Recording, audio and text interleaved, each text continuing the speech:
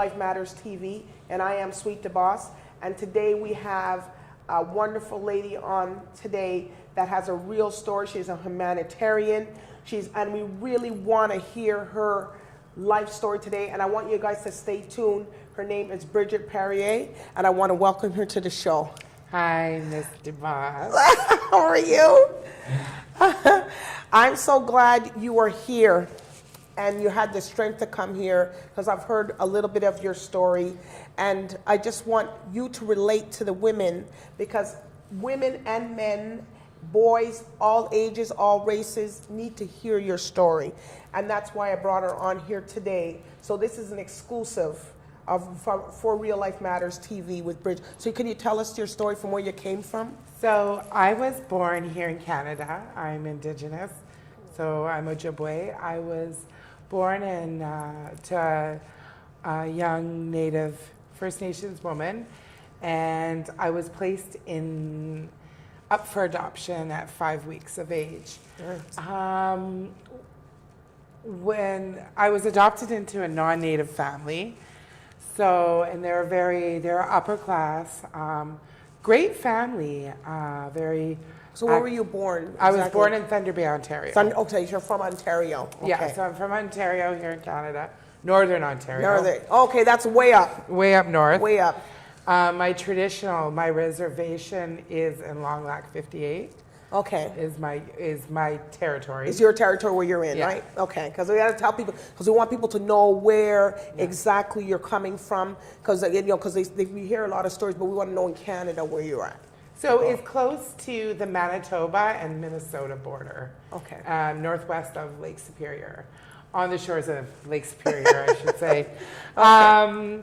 So I lived was the second oldest of 6 kids. We had the pool in the backyard. We had the family vacations.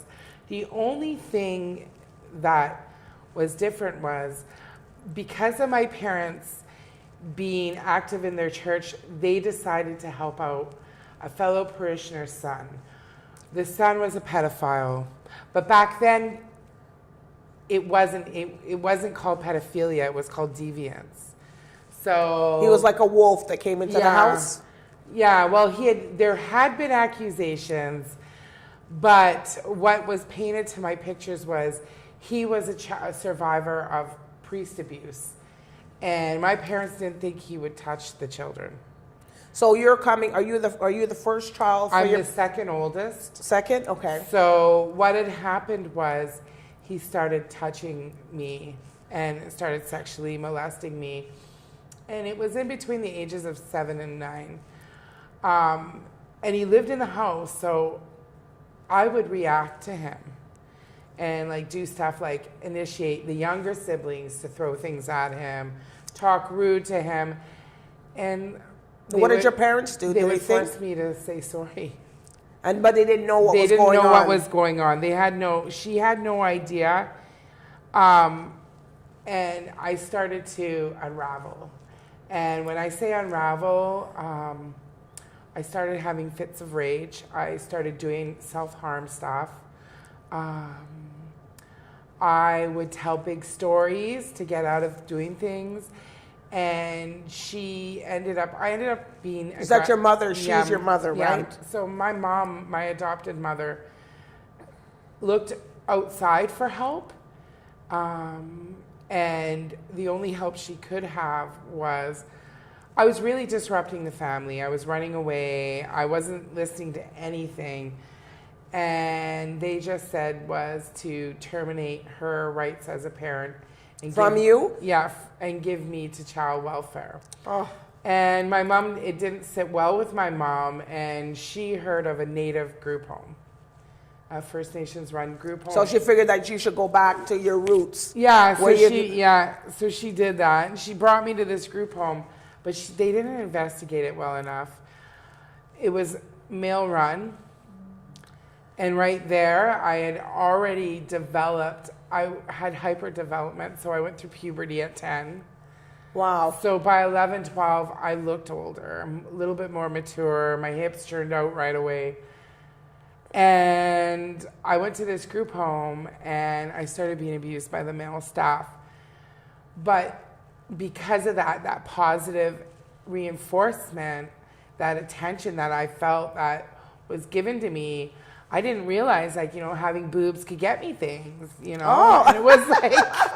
But you didn't know because it was just something natural. The kids would initiate me to ask the male staff to stay up late, go do this for rec, and we'd get everything, and everyone thought it was great but it wasn't all initiated from you. But it was initiated by me, but it was also because of staff wanted me. And the abuse. And the abuse then continued. So what had happened was my parents were on vacation, and my mom phoned to talk to me, and Your my adopted parents. Okay. So I'm in this group home. They go on a family trip. I'm not allowed to go because I'm in like a residential program.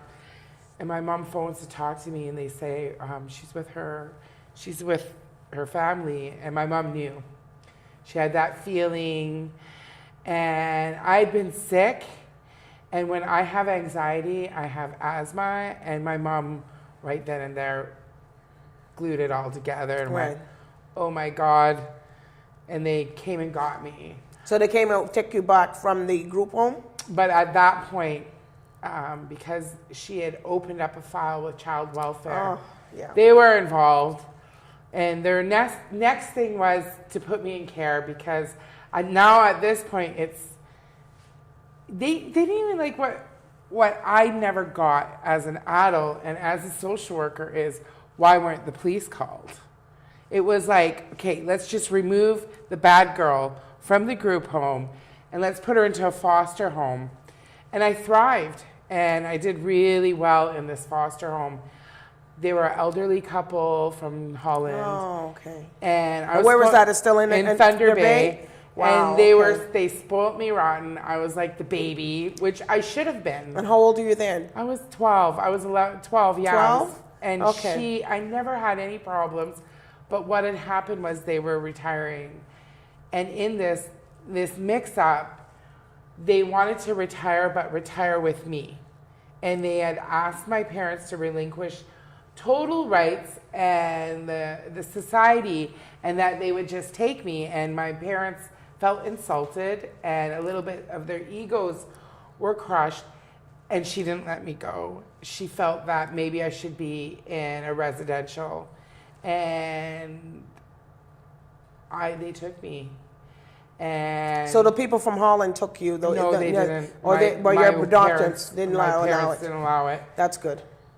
I always wonder, I think it would have been better if I went with her. You thought so? Oh, I know so. Because of the other brother that was there? No, if I had went to Holland, they kind of knew, because they were therapeutic, she knew that there was trauma.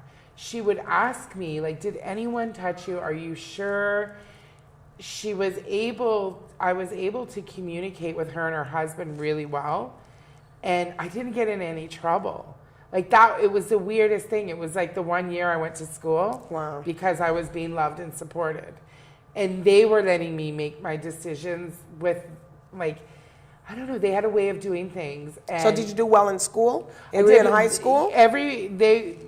From what I can look back and remember is, when I was with the Angelages, I did well. My adopted parents, the Perriers, didn't like it. They wanted me in residential, so they took me and put me in an all-girls run group home, facilitated by it was run by child welfare. So they removed you from there, so you went to the all-girls group home. And it was very traumatic for me. I went in, and I was the youngest, so I was 12. I just turned 12. I was like a month into being 12. And I went there, and by September, I was turning tricks. So it took me about a month of settling in there. And what had happened was the older girls facilitated the running away. So you ran away from the group home to service men? Yeah, so what had happened was we all ran away, and it was like really cold out. And the girl said, we'll go make money off this man, Charlie. And I'm figuring, like, they're going to do it, not me. Oh. And I hadn't even been sexually, like, I wasn't sexually active. You didn't know about nothing. Nothing. You had no clue. You just Because the Perrier family. It wasn't. It was with that older man, and I didn't like sex, so I knew that it wasn't for me. It hurt a lot. It wasn't like the way these girls talked about it. It wasn't my thing. So they walked me into the pedophile John's house. Wow. And my first night basically was I made $400. $400 from one person. From one man. Wow. And I remember everybody, like, when she was adopted, the Perriers were upper scale. She learned how to eat right, all that stuff, right? Yeah. How to do all those upper scale, because they were a big family. Yeah. Like, my dad was the head of the social services, and my mom worked with disabled kids, but they were very well known in our community. Right. So I had, what had happened was I was making more money than the girls. Like, I was new me, and that was it. I figured that that's all I'm worth, right? Was $400? Was the $400, but I knew that if I was going to do it, I was going to do it right. But it doesn't make sense for me to say it now, because when I got brought out to the corner, every pimp and madam, like, it was like there were vultures circling around this, little girl, and I ended up being picked up by a madam. Because you looked Indian and you could pass for white. Yeah, she didn't even want me to say I was Native. She Wow. said, "Do not say you're Native." So what I did was, they said I was Hawaiian and Finlander. And you go cooking, yeah. And that sold it. And I ended up being flown out to Halifax. And, like, do you remember the Powder Puff dolls, those big ugly dolls? Yeah. I had one of those. Okay. And there I am at Canadian Airlines ticket agent, buying a ticket from Thunder Bay to Halifax, and not one person asked me how old was I, and Didn't ask nothing, no ID. You just bought your ticket and that's it. And they're on the flight. And there I am, and I even had to connect. I connected. Where was it? In Montreal. Wow. By myself, because I'd flown with my family. So I knew how to do it. So how old are you out there? 12, 13? 12 going on 13. And you're flying by yourself? Yeah. So I was in Halifax. Wow. But you say you look big anyway, so probably that's why. Well, it wasn't that I looked big. I was with a big doll in my arms. And I knew that if they asked me anything, I was going to say I was going to visit my grandma. So she had it all planned out. And that's, this is not a way that, this is how she was traveling, that she was taught that, to say that, so. So what had happened was, this madame knew another madame. And basically I was sent to go work for 2 weeks at a time in Halifax. And I basically serviced Japanese and men from the ships. And it was a lot of, like, seamen that were very rough. The girls in the brothel didn't want to work with me because a lot of them had daughters my age, and I was taking the money. So what had happened was, I was schooled also by this madame that if we were to be arrested, that I'm just to say, like, so she would keep me dressed like regular clothes. Mm-hmm. And the only way I'd do my makeup was, when the call came, I would go with her. We would stop somewhere, do my makeup, get ready, and then she'd bring me to the call and introduce me.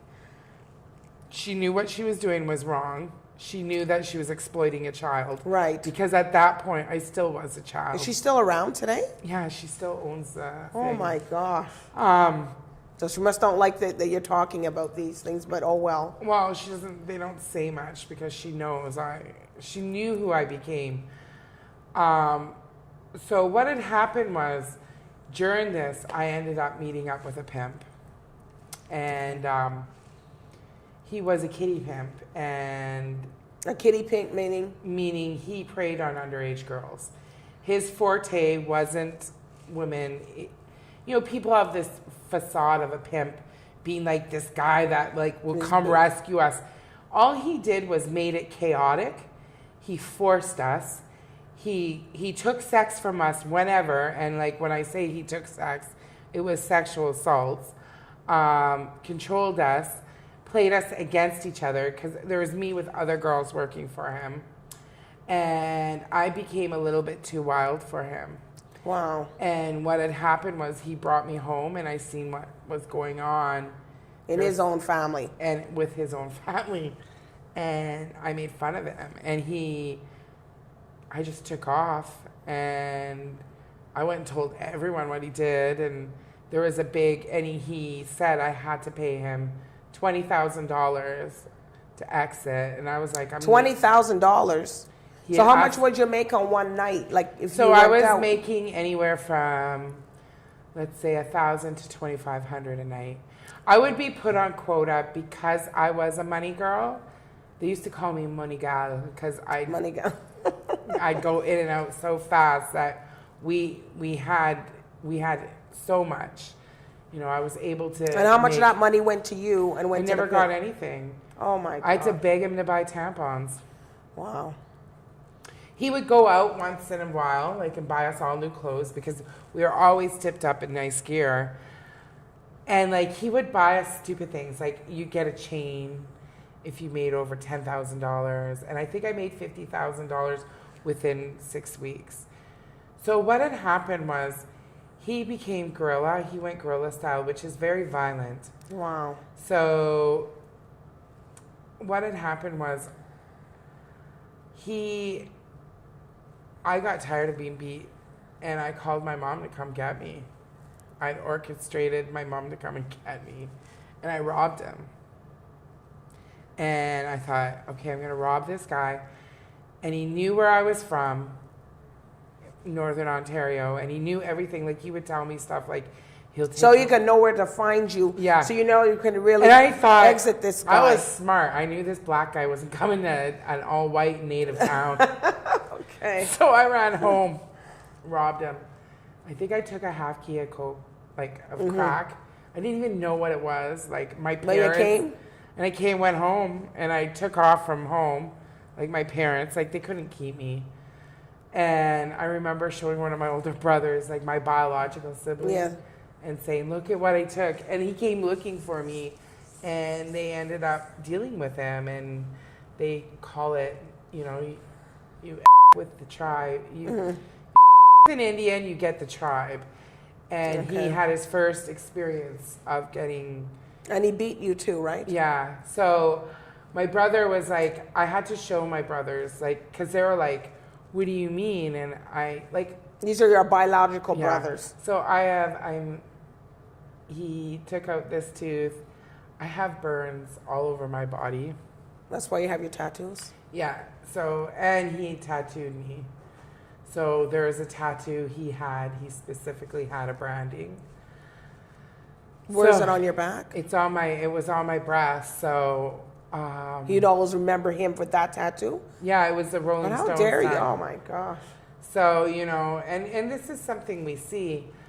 So what ended up happening was I was so scared of him that I knew I had to go with bigger and crazier.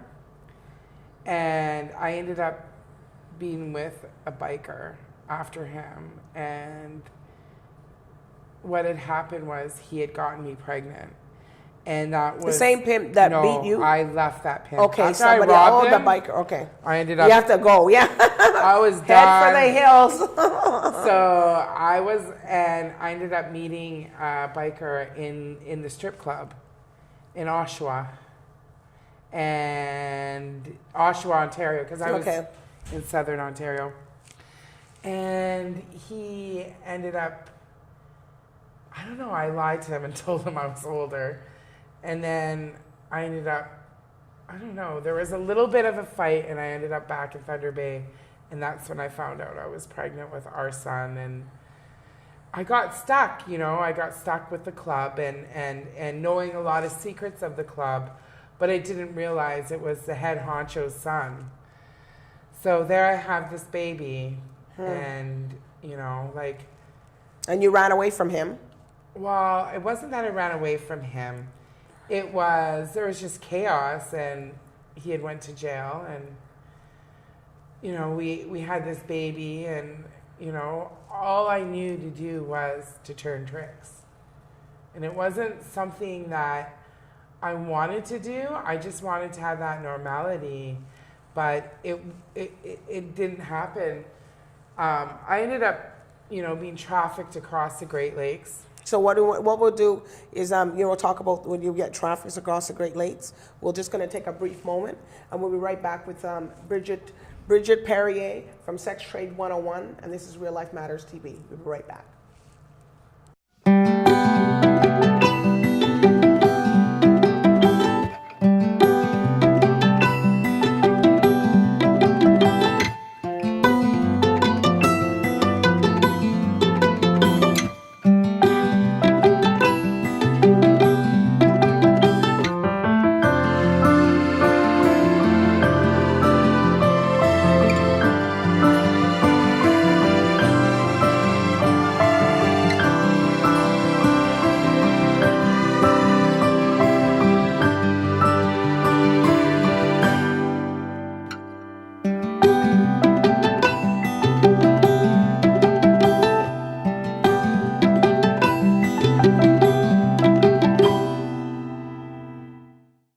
Hi, my name is Kenneth Toppin. I'm a real estate agent with Century 21.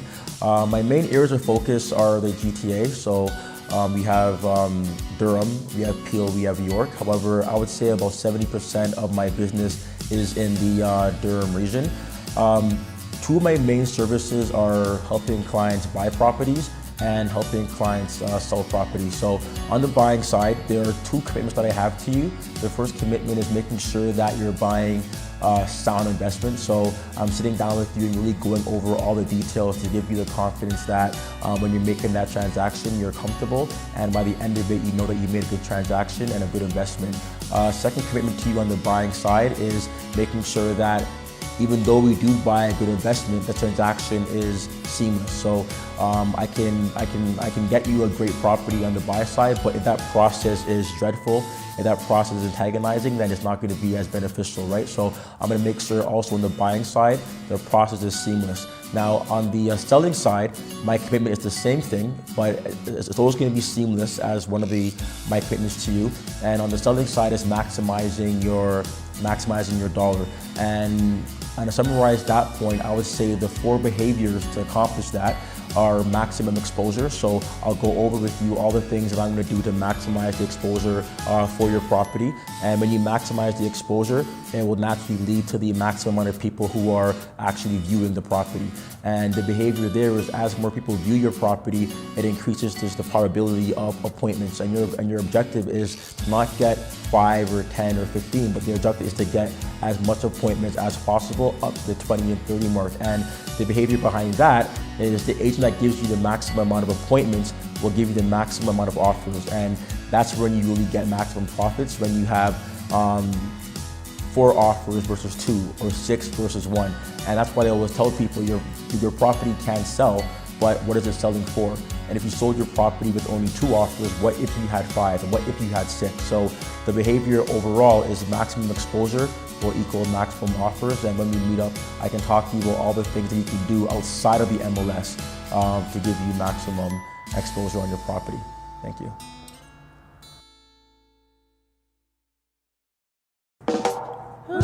Yes, my name is Papa Levy, straight out of Jamaica with enough reggae music from a long time.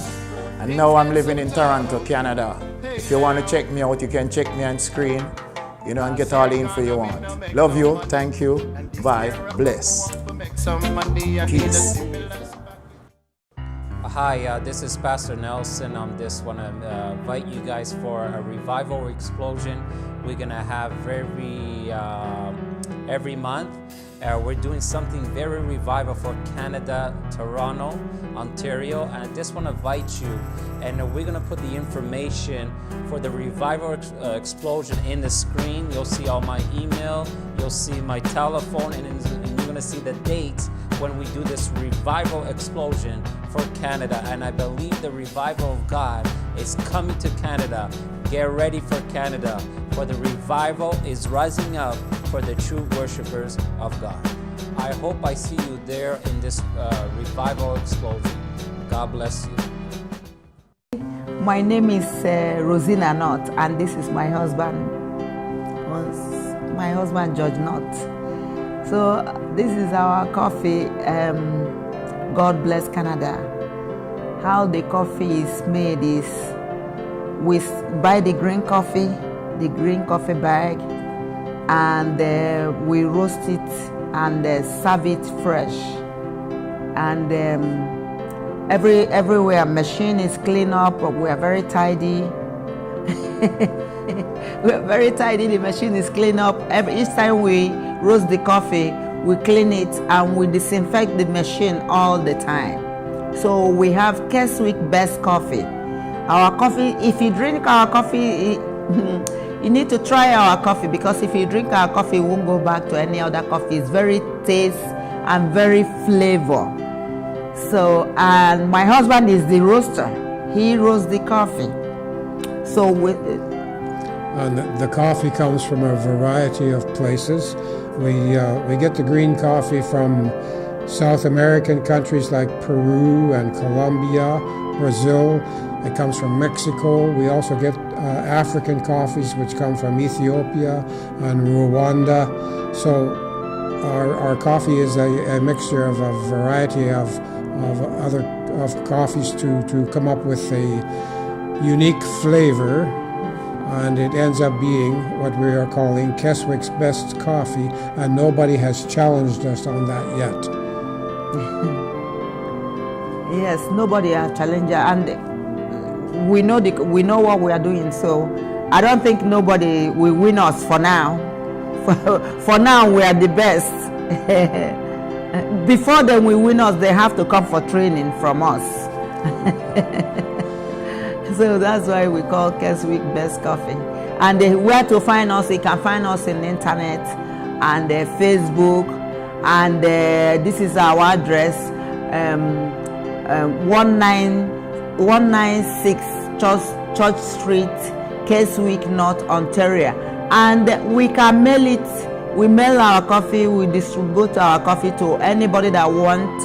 We sell pounds of coffee. If you call us, we distribute the coffee for you. Just call us. Our phone number is 905-535-1547. If you call us, we distribute the coffee to you. Thank you. Enjoy our coffee.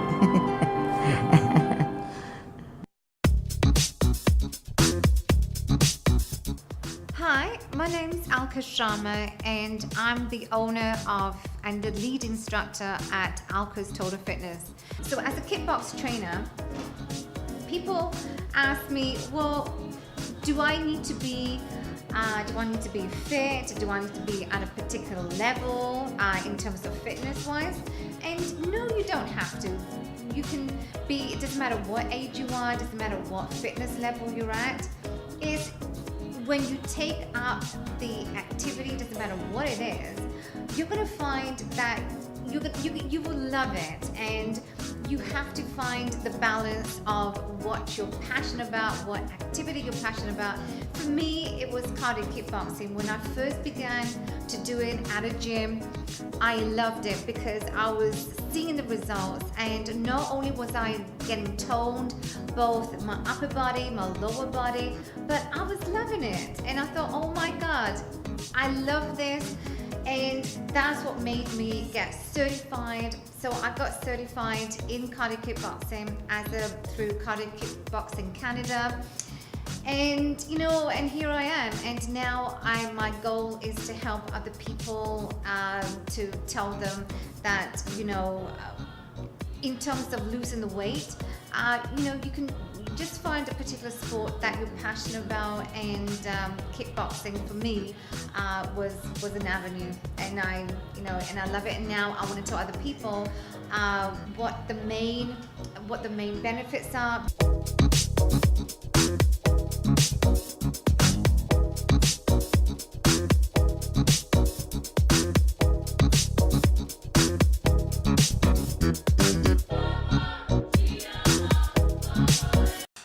Greetings, this is King Uja, originally from Jamaica, now based in Toronto, Canada.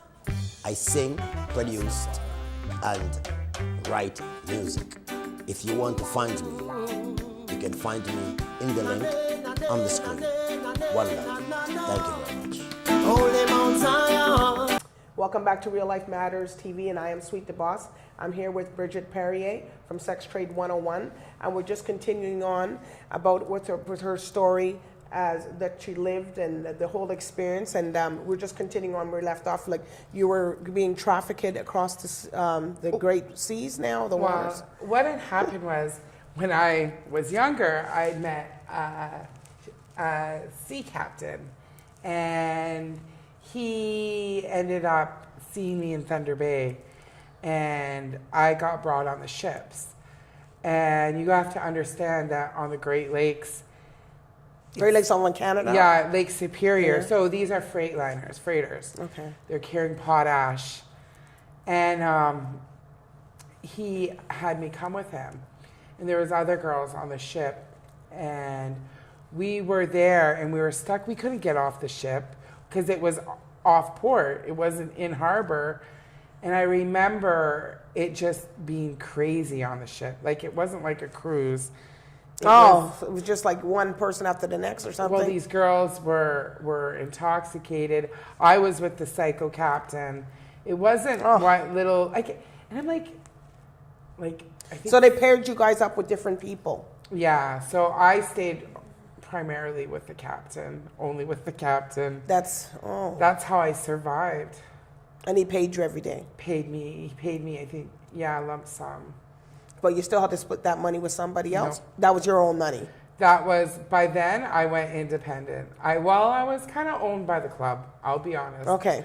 I was owned by the club, but because I was an old lady, I had a little bit of leverage, and I could do whatever I wanted to do. But the money still went into our home. It went into his legal defense fund, basically. Okay. So what I did was I just, maintained that, like, I felt that if I had to be successful, I had to be super successul in prostitution.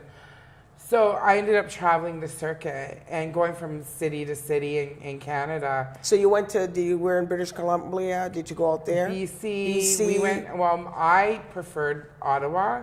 I liked Montreal, Ottawa, Winnipeg. Why? Toronto. Because I knew the girls more, and I just didn't want to get broached in with the other Native girls. I never wanted to be looped in because I knew that First Nations Native women weren't being paid the way I was being paid. Okay. So I wanted to stay clear from that. And I had my social circle. So I knew we knew the girls in Niagara Falls, and it was like a big dysfunctional family. So did you go out west, like any place, like Saskatchewan, Edmonton, Alberta? I didn't like Edmonton. Manitoba? Winnipeg was my stomping grounds. I would run away and hide in Winnipeg. That's your hiding? Yeah. That's where you're ready to hide. You go out. Yeah. That's where you're going. So, but I preferred Ottawa, and I loved Toronto. I found the money here was top notch, and and I worked in the States too. Yeah, I was going to ask you in the States, in the U.S. But what happened is I hated prostitution. I hated doing it. I would and I was a little bit of a classless prostitute. I didn't like drugs. I, didn't like the crazy pimp scene. And the pimps knew they couldn't get at me once I hooked up with my baby father. They knew I was off market. And during my little stint, like how I met my business partner was, I was on High Track in Toronto, which is where all the high-end girls stand, and the girls were told to rob me. Wow.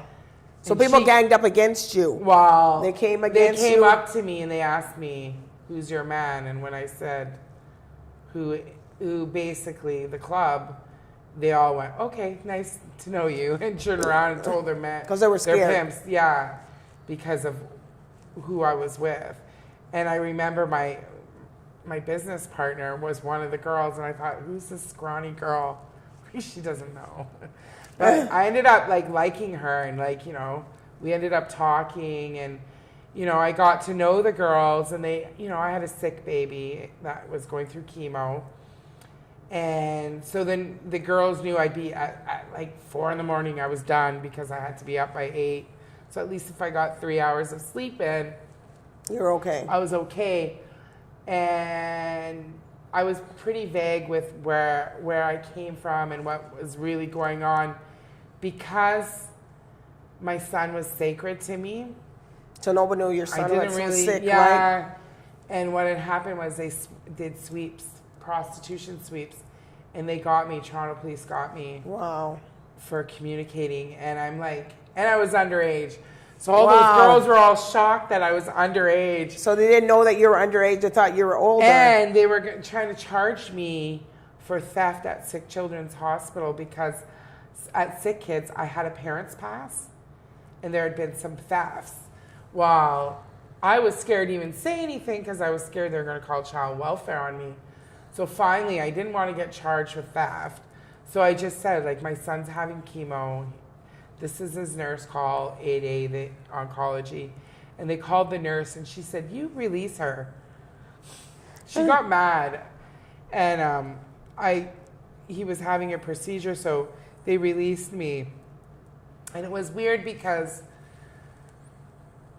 I didn't want those nurses to know what I was doing, but they knew anyways, because the security guard would say, like, "One of your moms comes and goes in the bathroom." Because, like, we were staying in Sick Kids. Oh, so you lived there? So, like, my son was there for chemo, so we weren't leaving. Okay. So I wouldn't get changed in our hospital room. I would bring everything down. I'd do my makeup and, like, run out fast and go in the bathroom at Sick Kids And take it off. and get dressed And put on your walk regular out, clothes.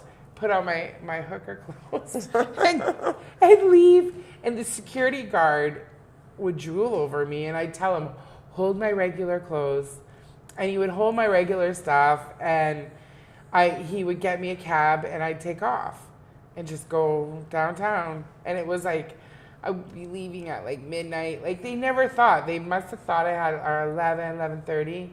They must have thought I had a boyfriend or something. But that's what I did. But they didn't know that, and your son was sick. Yeah, and so I hid it. So what had happened was I got arrested, and like, so communicating for the purpose of prostitution.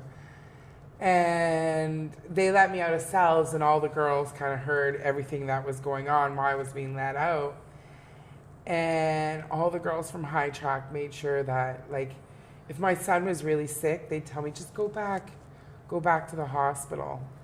Well, a few of them would put money together and say, like, "Don't work, we'll." Because he passed it. Well, because he was so sick, and that they knew that my heart was with him. You know, like, people want to blame the woman that's standing on the corner, but no one really knows what type of men are there. And these are regular men. They all have lives, they all have wives, they all have children. Some of them don't, some of them are single, but they all have a purpose. And that purpose is for their purpose. So the type of men that come, and people will be a little bit surprised, what type of men were approaching you that you wouldn't think of, like these people outside that don't know about these things? So I've serviced lawyers, police officers, teachers, probation officers, millwrights, janitors, the Bay Street banker. And they ask you to do things that their wife or somebody would. They ask prostitutes to do things that they would never ask their intimate partner to do. Or else you would divorce them. Yeah. If it was you found out that somebody. We call them tricks for a reason. Tricks? Okay. Yeah. Okay, what does a trick mean to somebody who doesn't understand what tricks are? We label the Johns as tricks because we're going to trick them before we want to do the least for our For money? For our money. So what my famous trick, what I would do is I would tell them either I would wear red lipstick, so I'd wipe my mouth and say, look, I got my period, I'm really sorry. That was a big deter. Mm-hmm. Or we would put our hands down, so we would hold them. So they would think they were inside us, but we were manually holding them. Okay. But they're drunk then, they must have been. No, or maybe they don't know. Well, because some of them are just so stupid and impulsive and disgusting. God. That they do that. But the best ones were the ones that I could get to do things. The submissive. Mm-hmm. So as soon as I knew he was a bit, like I could control it, mm-hmm. I would be able to get what I needed. But we also were tricked on too. So I've had men that tried to remove the condom. That must be scary. It is very scary. Start strangling you. So you'd never wear, I would never wear long dangly earrings, any kind of chain, a scarf. Even my hair was pulled up. Always pulled. I would pull it tight to my side. Okay. Or my extensions, I would pull up because I never wanted him to strangle me with that. Yeah. So we would do stuff like I would bend, when I'd come into a hotel room, I would check. I would do a scan of the room because you never know, they might have someone else in the bathroom. So I have to go to the bathroom. Then I would come out and then I would drop my purse so I could pick it up, look under the bed. Stuff like that. Look in the closet and be like, wow. I never wanted to be in surprise. Also look for cameras because then VHS cameras were big. So but now today it's even worse. So what we would, I had a routine. I never went in if the guy had a van unless they're all white, I could look in and see. I never went with two men because that would be just insane unless it was through the agency. But I hated it. The last. And you would sleep with these men 15 to 25 times. What's the amount? Okay, the amount, anywhere from 10 to 25 times. Wow. So either you're orally. That's every day. Every day. Every day, people. That's not just in the week. This is every day. Even when we were menstruating, we were told to wear sponges. So you didn't have no cramps, or you just? Oh, we had cramps. That's but you had to make money. It wasn't about it wasn't like we could take 5 days off.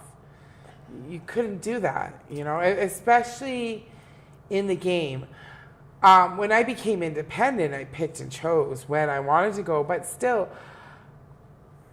By then, I had I had other things going. I had to maintain financial stuff. You also dissociate. So when you're having sex with these guys, it's a trauma. It's a way to. It's a part of trauma. But I would be like that spider on the ceiling, looking down at the act. Wow, so you just disassociated yourself totally from what was going on. So how do this is not something that you chose to do. You had to do it because that was how I survived. And when you look at the word choice, you have to have two or more equal value things to construe choice. Right. And I didn't have that choice. My choice was either you go stand on the corner or you got to collect welfare. And I wasn't going to do that. So I needed quick money. I wanted that steady flow. another thing with these men, like, and you got to understand smells. Some of these guys didn't wash down there. They stunk. God. And you just want to throw up all over them. And you're thinking, like, no wonder why. Take a bath. Yeah, Take but a you good can't shower. say that. But Like, you can't say that to them. No. So what do like, you do in that? oh You just have to just You just have to, like, suck it up, Buttercup, like, and just not smell. suck it up. That's like No, I shouldn't say that. No. But, like, I remember refusing. We would, like, see, us, the women, the prostitute, me and the girls, we would talk about it and we'd be like, don't go with him, he stinks. Like, we had some weirdos too, like a Superior Court judge who used to light his genitals on fire in front of you. what? Yeah, like weird stuff. Weirdos. But no, but they were married too. Married, Supreme But they Court wouldn't of do that Canada. craziness at home with them. Never. I don't think he was married. No, he wasn't married. Every working girl in Canada knows who Fire Crotch is. Like, it's like if you haven't been in the high end scale, like, he's nuts. But, like, there are some, like, real weirdos, like really effed up men, you know, with issues. And I know, like, when I was younger, one guy was like, how old are you? And I'm like, 14. Thinking, like, you know, I'm going to get off. And he's like, oh, good. You're my daughter's age. And specifically brought me in his daughter's room to do the act. And I'm looking at her. There's her picture. And I'm, like, focusing on it. And I realized I knew her from Brownies. Wow. But she didn't know that this is what he's coming at. These are people that, you know, it could be your neighbor, it could be anybody with these porn that are into all these things, saying that now they're getting caught up, and that's probably why you have Sex Trade 101. So, you know, to get out of this prostitution for you, you had to really fight to get out, right? Well, Can you tell us a bit how you did that? I ended up becoming a drug addict, a heroin addict. So you were on It's a drugs. $500 a day habit. Just to drug yourself from. I had to numb myself out. I was smart though. I knew how to start an IV, and because I had a sick child, I was able to start myself an IV. When I knew I was getting really bad into the dope, I had tied off an IV. So you got some from the hospital, or? Yeah, well, I had supplies for my son for his care, okay. so I was you're able to using it. administer a line, and I would inject my heroin in it. And the thing is, I got started on heroin because I had issues with, like, which was trauma womb, so it's scar tissue on my uterus due to the overexposure of intercourse at 12 years of age. So you can get those scars and wounds down there. So yeah, like, you know, a lot of it was from that. So the doctor started giving me painkillers, and I knew that if I dressed up a little bit more sleazy, I just didn't get 30 or 60, I got 300. So soon the doctor became my trick, and I was getting like 600 Percocets a month. Like, I went, and then from there graduated to snorting heroin, to smoking heroin, to, you know, and I was out of control. And you're free of all that today? You know, I was out of control. I ended up in jail. My son was dying of cancer, and they had me in segregation because I told the jail that if my son died while I was in there, I was going to kill a woman a day unless they let me out. And so they segregated me. You're in solitary confinement. And I remember, and I'm not I'm not really like, I'm a Christian, like I believe in God and all that, but I'm not like back then I was raised Catholic, but I was not your typical, I would never pray. What had happened to me was there was a sense of humiliation for me to be in the hole and in segregation, and it was, I don't know if it was a ploy with guards because they wanted to exploit me too, you know, embarrass me, and so I would be like host naked in there, and like, you know, all male guards. So you were totally naked in solitary confinement, and was only men in there. Yeah. That's not nice. So they ended up releasing me back to a regular range because one of the women said, listen, I have contact with her mom and her son's dying, but I know how to calm Bridget down, and she really needs us. So the guard, which was the boss, she let me out, and they brought me back into my range. And I remember that night I was praying. She said, the girl looked at me and she's like, I'm in for murder, man. Like, and I was like, I know. And like, we were talking about it. She goes, maybe we should pray. Yes. And I was like, what do we pray for? Like drugs or something? And they all laughed. No. And she was like, let's pray to get you out because, like Tan the man needs you. And we prayed, and that night God came to me and he told me to be silent. And I thought, oh my God, this is what the spirit. This is what we're gonna like. This is the prophetic thing, the meeting of the big guy. And he told me to be still and be patient. And I thought, oh, there's no patience. And the next day I got a bail hearing. Wow. And I went to court. And how'd you pay your bail? Wow, no, it gets crazy. So I go to court and I'm like handcuffed to some crazy lady who's like insane. And she ends up getting the courtroom shut down because they do a psychic assessment and she's pissed off the bail court judge. So the judge is like, I'm done for the day. And I'm like, oh my God. And I'm like wanting to beat up the girl. And I'm like, be still. Didn't God tell me to be still? Don't do nothing. And I'm like trying to like restrain her so they could get her out of the. And my mom stands up out of term and says, excuse me, Your Honor, you can't go.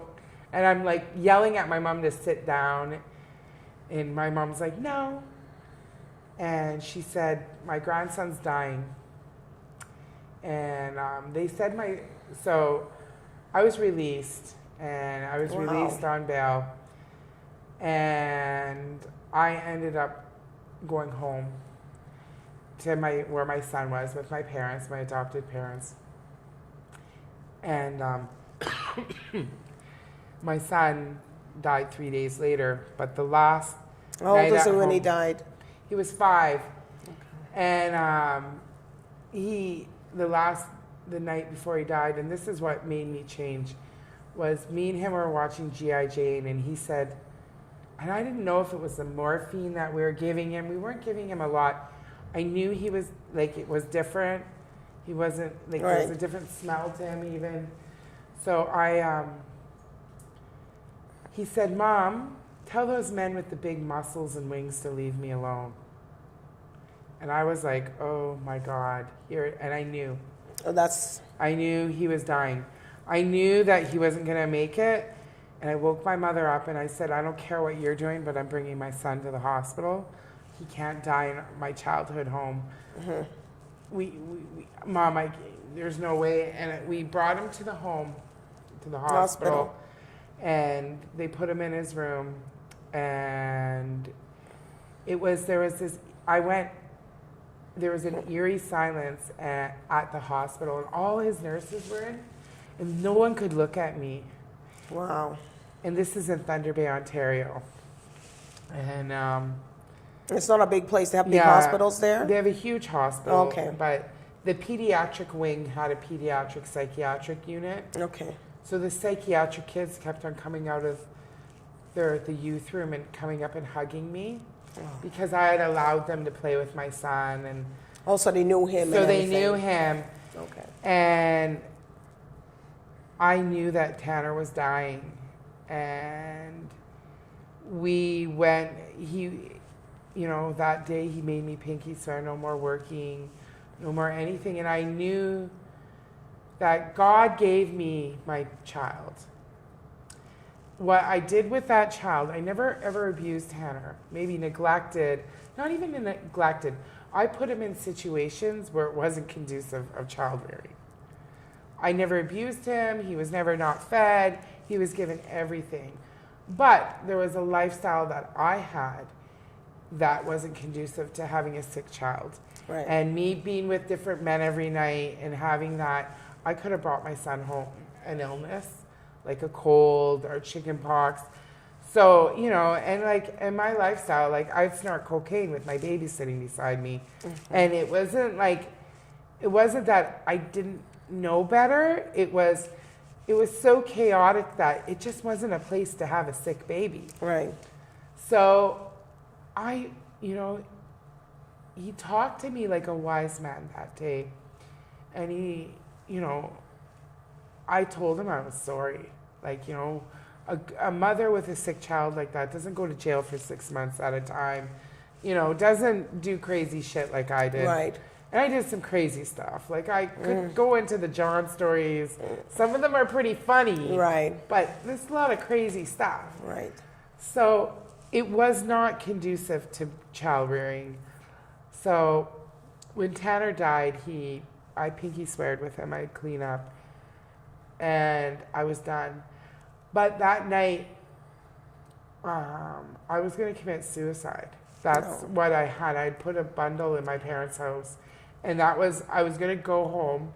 And I remember going home and seeing an eagle feather on his bed. There was eagle feathers, like 4.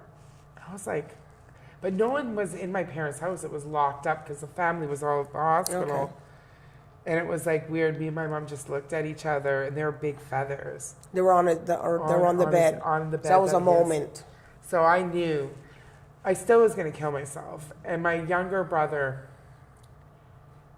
I was like, I'll sleep on the couch. And my mom's like, and I didn't want to go in my room with couldn't go in there. Yeah, because that's where your baby was. And my baby father flipped out, and there was like, everyone was in and out, like trying to talk to me, and like my kid just died. It took them 4 hours to convince me to give them the body.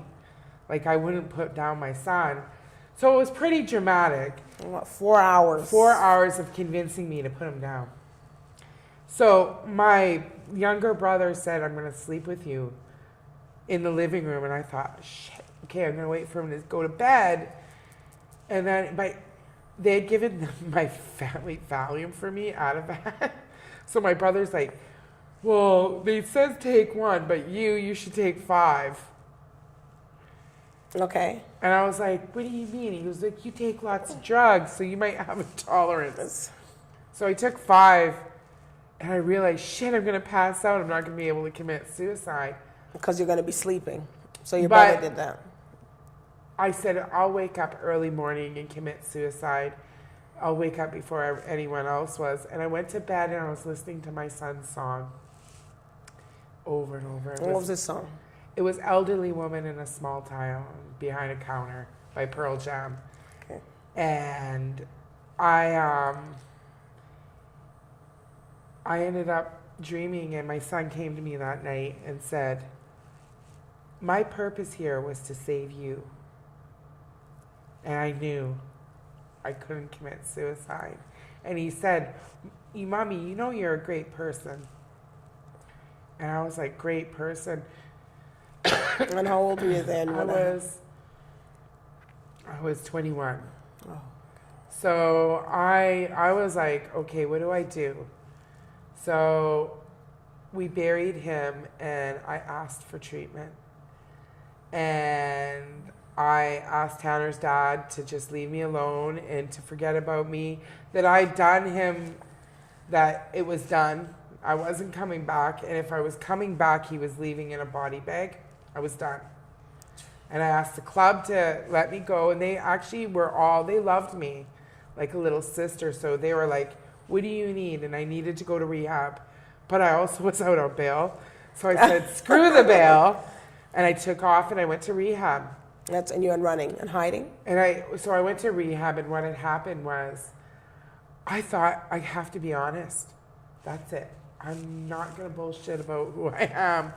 So they were like, how did you get up to $500 a day habit? How did you sustain yourself? And as soon as I said, well, I was involved in prostitution, all the female staff, you could feel it. They were closed.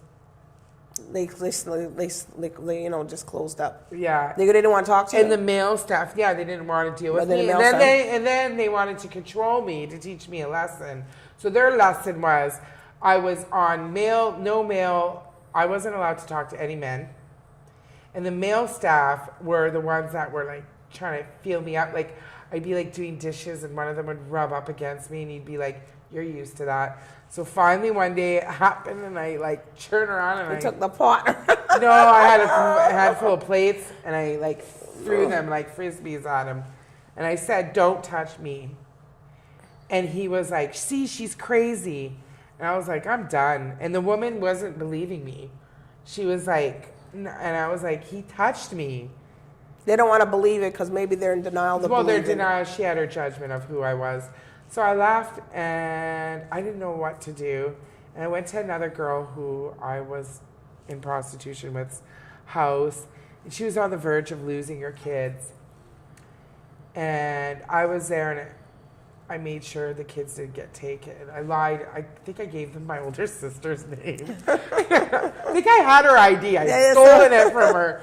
So I was like, that's remarkable. Yeah. Though. So I was like, nah, like, and I made sure her kids were safe and I brought them to their dad. And I went on a journey to find out who to fix me.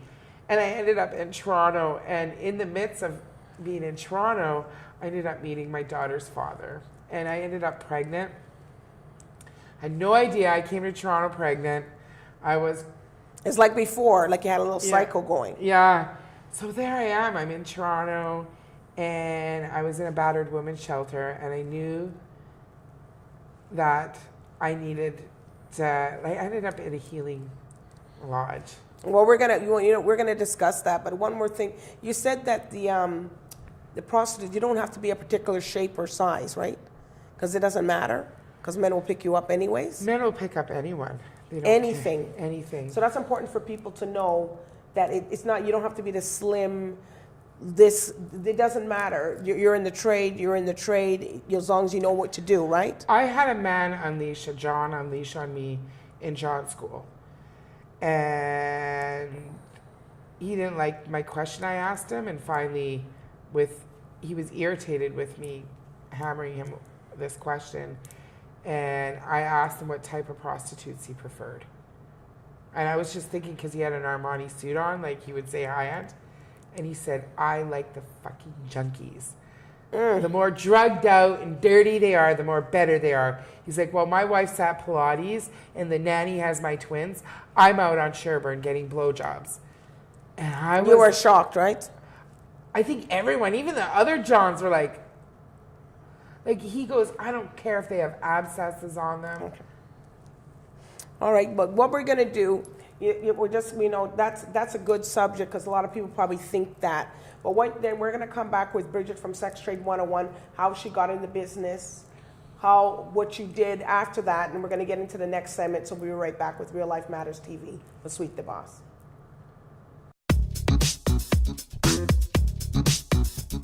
Hi, my name is Alka Sharma and I'm the owner of and the lead instructor at Alka's Total Fitness. So as a kickbox trainer, people ask me, well, do I need to be fit? Do I need to be at a particular level in terms of fitness-wise? And no, you don't have to. You can be, it doesn't matter what age you are, it doesn't matter what fitness level you're at. It's when you take up the activity, it doesn't matter what it is, you're going to find that you will love it, and you have to find the balance of what you're passionate about, what activity you're passionate about. For me, it was cardio kickboxing. When I first began to do it at a gym, I loved it because I was seeing the results, and not only was I getting toned, both my upper body, my lower body, but I was loving it. And I thought, oh my God, I love this. And that's what made me get certified. So I got certified in cardio kickboxing through Cardio Kickboxing Canada. And and here I am. And now my goal is to help other people, to tell them that, in terms of losing the weight, you can just find a particular sport that you're passionate about, and kickboxing for me was an avenue, and I love it. And now I want to tell other people what the main benefits are.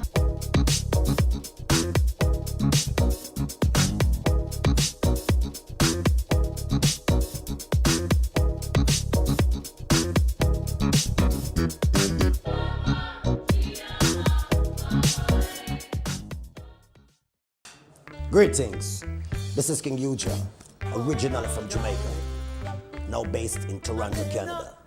I sing, produce, and write music. If you want to find me, you can find me in the link on the screen. One love. Thank you very much. Holy Mount Zion.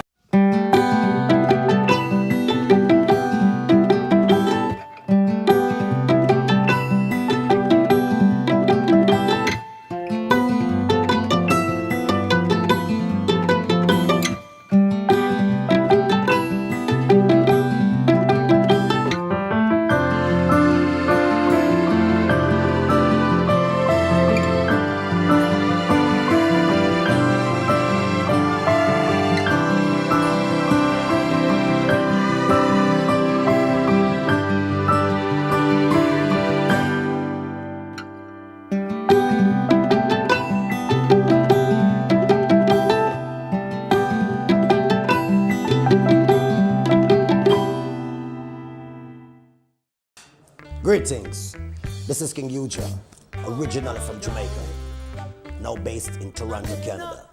I sing, produce, and write music. If you want to find me, you can find me in the link on the screen. One love. Thank you very much. Holy Mount Zion. Hi, my name is Kenneth Toppin. I'm a real estate agent with Century 21. My main areas of focus are the GTA. So we have Durham, we have Peel, we have York. However, I would say about 70% of my business is in the Durham region.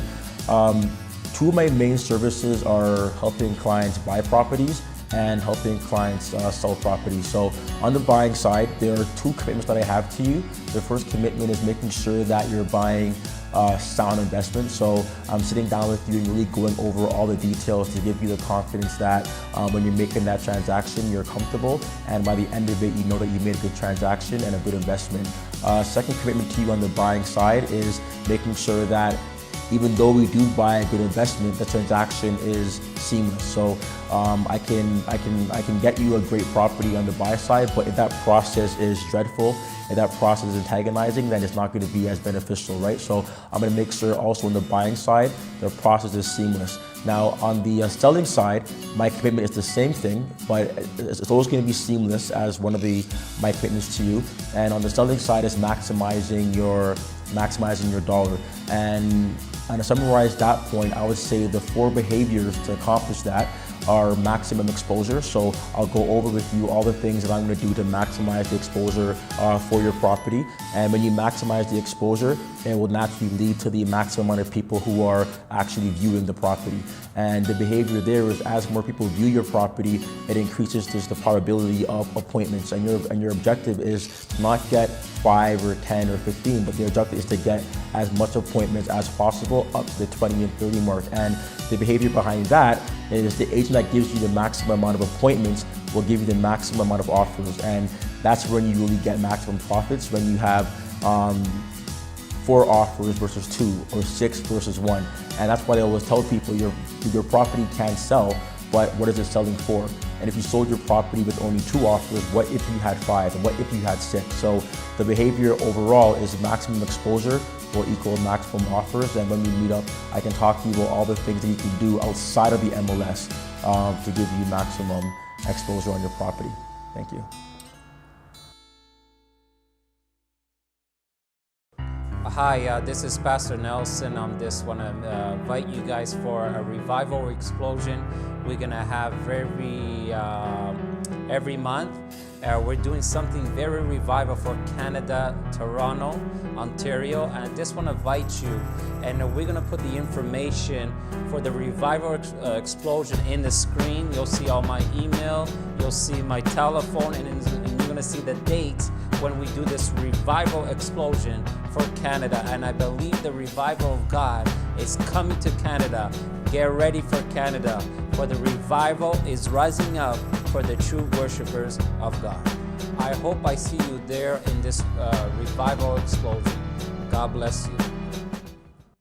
Welcome back to Real Life Matters TV, and I'm Sweet DBoss, and I'm here with Bridget Perrier with SEXTRADE101, and we're so honored and happy for her to be here. We're just going to be continuing on with the topic of how she started SEXTRADE101. So Bridget, welcome back.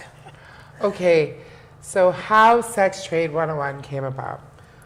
Well, I met my business partner doing my practicum for my social work degree, and we were working, she was running a program through the Justice Department of Canada, a diversion program for prostituted women. But wait, you didn't tell people when you went back to get your school degree. Okay. Yes. You're a prostitute, Okay. and you worked. You came off this. You came off of that. So I squared up. Yes. So basically, I squared up, and I ended up accumulating a couple more kids, and I ended up having a baby. And she was around 3, and I had 2 stepchildren's mother who was murdered. Wow. Out in BC by the pig farmer Robert Picton, and he went after vulnerable women, survival prostituted women. And how did your friend? What happened? My kid's mother, actually, she was a bouncer at a club on Main and Hastings called the Balmoral in Vancouver, downtown East Side. In the downtown East Side. And some of her friends had been gone missing, and she heard they were out at Robert Picton's farm, and she went out looking for her friends, and she got murdered. Wow. She wasn't into prostitution at the time. She had actually was trying to get out of prostitution. Okay. So a huge murder trial, and that I was forced to, because I was on the lam and I was pregnant with my second baby. Okay. That it was time to deal with my charges. So my parole officer made me go to do my GED. So there I go, and I do my GED. Right. And now I've taken this vow of being honest and living my life normal. Like, I got really fat. Like, I changed how I looked. I became like a super mom, like Betty Crocker extraordinaire. So you're cooking, you do all these things. Oh yeah, I was cleaning, baby classes. So I'm doing the GED test. Wow. At TV Ontario, and I have the kids with me. So I have my daughter, and my newborn baby's in the room with me, and my nephew and my 2 stepdaughters. So there's like 4 kids, and they're all little, and they were just like, I had them all sitting outside where I was doing my test, but I could hear boom, boom, boom, boom, boom, and they're running, and I could hear them fighting. And I'm like, oh my God. So I just did the test as fast as I could, but I scored really high. Now, I studied for that test. I was ready for that test. So they said I plagiarized. I was so devastated. There I am. So I go back to my probation officer, basically, my parole officer said, if you don't have your GED, you're going to jail. So I was going to have to do an 18-month sentence. Wow. And I got kids, and I was devastated, and I went in there, and I started to cry, and I showed her, and she knew I wasn't lying. Right. So she said, screw that, I'm bringing you to college. And she signed me up for upgrading, and I got in at Seneca for the upgrading course. Wow, that's remarkable. And, from there, I went off and I went and got my education. And in what? In social work. Oh, social work. My father was saying, just do marketing or advertising. Why do you have to do social work? So I did my social work. I got my degree. I do have academia. So I ended up meeting this girl that tried to rob me, which is what's academia? Which is I have a master's and a bachelor's. Okay. Academia is school education. Okay. I'm an academic. I will be an academic. Okay. I'll be an academic after I do my PhD. Okay. So what had happened was I met up with Natasha. She was running this diversion program. I was doing the John School registration. I was the worker, like the practicum, the student doing that. Okay.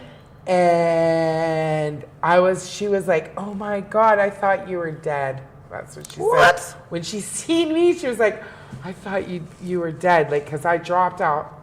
Like, no one heard from me. Wow. So I was like, no, I have a bunch of kids. And she was so happy to see me. And what had happened was we had an ED quit on us, and they brought in a new ED that was psycho, that shouldn't have been working with prostituted women. Oh my God. They just put someone in there, and we all left. So I left anyways before that, and then slowly the other women left. And one day Natasha phoned me in the middle of the night, and she said, I have an idea, but I need your help. And so Sex Trade 101 was her baby. I was her, I always say I'm like the father. I was her birthing partner. Okay. Well, that's a good term. I'm her partner. Okay. So I was, her support. And we formed a collective of survivor voices. And what's different about our organization is we're all experiential. And we believe in accessing, we believe in helping women get out of prostitution by accessing supports, by holding their hands, by being there and supporting them. We have that understanding. We also became an activism. Like, if you would have asked me back in the day, you're going to become a radical feminist, I would have laughed you out of my face. So we became abolitionists, which we do not believe. We believe that prostitution is a form of slavery. It's sexual slavery. Right. It's a form of bondage. And what about the people that don't? They think that's money making. What do you say with those people? Okay. For them, so this is how I feel about the pro lobby. Okay. And you'll probably get a lot of It's okay. This is why we want you. You'll get her information on the screen. So, Bridget. for them, if you would have asked me back then if I thrived in prostitution, if I felt that it was choice, I would have said, of course it's my choice. Because at that moment, it would be my defense mechanism to say, I'm super hooker. This is what I want to do. Right. But after being removed from prostitution, first year, I didn't even know what the hell. Like, I mechanically would have sex. Like, it was like, that's why my relationship with my daughter's father disintegrated, because I didn't know what intimacy was. After year 3 of exiting, I realized, I thought, like, was I gay? I realized that there was some major issues. So the issues were... Well, you realize you weren't gay, though. No, I actually had Natasha to call and say, like, oh, I think I'm gay. Her saying, no, you're not gay. Because I had such fear. Right. So even now, like, I sleep with the lights on. Like, and you don't like to wear a negligee? No, I can't wear any lingerie.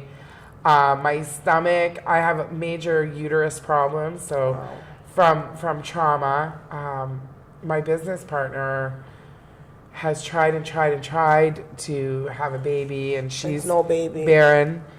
And she had been pregnant once in her life, but we know that there's major things. Certain smells, certain types of men really gross me out, freak me out. You don't like Pine Sol, the original one. I hate Pine Sol. What else? There's things that, like, I had to relearn. I had to Smelly men? Yeah, smelly men. No, like, I don't take taxis because if the cab driver smells, I'll throw up. Oh, gosh. What else? So these things still bother you today, the light, sleeping with the light on? Well, of you course. still have little things coming up. And, like, I have a partner that, loves me unconditionally, so that's good. I'm lucky because he would never ask me about any of my past experiences, because he knows, like, they weren't healthy. It wasn't normal. So did he have to break through that barrier with you to understand? He did his own research who I was, so he just knew not to ask me. He doesn't ask me.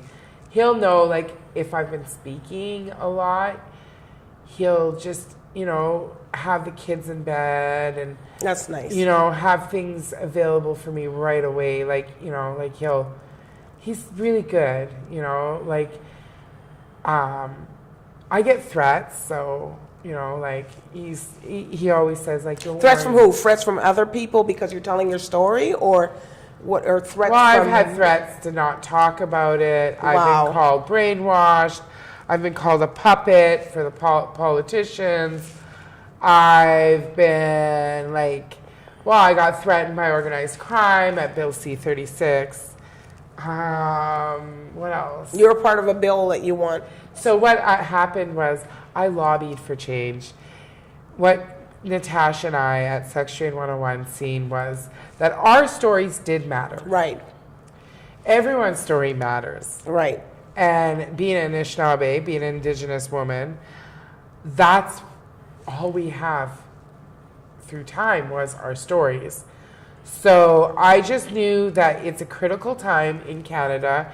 We have an influx of murdered and missing Indigenous women, and that we were affiants in the... And it's still on the rise, Yeah. too. They can't find some, you know, some people, right? Well, we have, you know, 3,200. Wow. That's a lot. 3,200, there's a list of 4,200, but we have to take the non-Native women out of it. But we extensive. So this is all across Canada, up across north. Canada, from Newfoundland to Bella Bella in British Columbia. So across Canada and the territories. So what we're seeing is that there is a linking of with human trafficking and prostitution. There wouldn't be human trafficking or sex trafficking if there wasn't prostitution. And it's a demand-driven industry, yeah. So the demand is men's penises and the right for men to ejaculate. So You said that men have never died from ejaculation. yeah, there's no medical term that has You ever did the said research. that men have died from not ejaculating.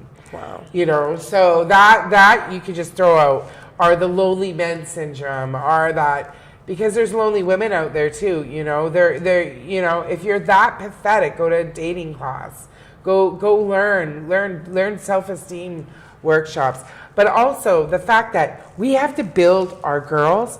I'm not building my daughter. I don't have to build my daughters. My daughters have a mother that's kicked ass all her life. Yes. They've had the right rearing. I have to build my son. And why With is that, and with that is, I do not want my son to be on video games. I don't want him to be able to, it being legitimized that he could kill a prostitute on a video game like GTA. Wow. Grand Theft Auto. I don't want, like, I don't have, like, okay, so we have a home computer, but it has to be used with the parent beside. The younger kids don't have iPads, the older ones do. I've really So you tried to control that in your because I don't household. want my Right. son to be tainted. I want my kids to be able to ask me questions whenever. Like if he says, "Mom, what's a blowjob?" I'm gonna tell him what a blowjob Why is. do you think that the women don't tell the men anything, or they don't say Because- nothing? That's what's happening. That's why there's this prostitution. Because porn. I think, okay, this is what I think. I think that we live in a rape culture that, you know, things are glorified. Like, you know, you could call a girl in a rap song a hoe, a bitch. Not. Okay, and it's and they say acceptable. it seems like it's okay. And and we, as women, we've accepted this. You know, we're given slim bands, slim fast. We're told to look away. Look at what Barbie dolls look like. Right. You know, that is a rape culture. Rape. You know, you look at the shows on MTV, such as Pimp My Ride. Oh, yeah. Pimp My Room, Pimp My Locker, Pimp My School. Exhibit is a nefarious pimp. I heard he was he was a popcorn, which is like bottom feeder. Like, So there's some pimps back in the day here that are nothing, that they think they were big, but they're running around saying, oh, you know what? I'm a real bad man, but they're not. I'm real bad, man. But what I would think about your take that some of them, they go and they're being reverends or they're being pastor or they revamp themselves, but they still, what do you feel about that? I don't know. It's like, would a child pedophile be able to change his spots? No. Or so like, caller. So when I They're see just trying them, to change the call. when I see them in a place of power, Yeah. So a pastor is a place of power. That's right. You know, and they always go for God because it's the most dignified, right? So a lot of pimps are and they go into that industry. Yeah, and even females that are. So you do think that they still left? I don't think they unless they got delivered or they're still into that because it's still power over women. Yeah, and you can still be delivered and still sin. So it's Bridget here. This is live, but it's true because the pimps, but I never really thought of it. Like if the pimps are men and they have the power, but if they're in the churches and they've been that because some of them can't get no regular job, so they got to go into ministry or something like that. But they still have that power over women, and there's still that kind of abuse in the church also because the women are looking up to the pastors, the bishops, and stuff. But they still have that power. Can you go do this for me? Yeah. Can you go run here and do this? So what do you feel about that? Like, do you feel funny at church? When I go to church, I look at to see who I know. Okay. But at least you go to church and you admit you're a Christian. But these are women like you. That's a testimony. Well, and I always say this: if Jesus was on earth right now, he'd be hanging out with me. He'd be coming to Sex Trade 101 and seeing our girls. And getting healed. He would be. He had a heart for women that were exploited, and we know that it's in the scriptures. Yes. Mary Magdalene, and the woman with the blood, the issue of blood. Yeah,